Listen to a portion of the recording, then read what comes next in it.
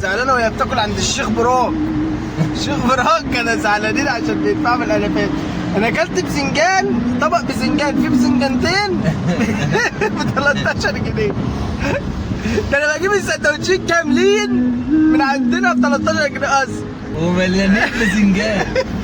يعني مفيش اكتر من البسنجان هديه. اهم حاجه انا قلت ايه؟ قلت له يا حوده يا اخويا تعالى نجيب لنا 4 سندوتشات عادي زي اللي احنا بنعمله. جينا قعدنا في المطعم، راح جاي لك ايه؟ هات طلب. هات طلبين طلبين ما تنسوش طلبين. 2 فول ب 50 جنيه، مش عارف ازاي طبق فول قد كده اهو 50 جنيه. يا ريت كنا صورنا الاكل.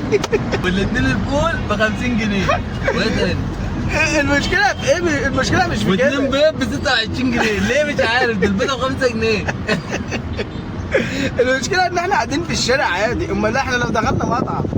لا اكتوبر دي اصلا مش هجيها تاني، ما بحبش اكتوبر خلاص. انا مش هحتفل بنصر اكتوبر كمان.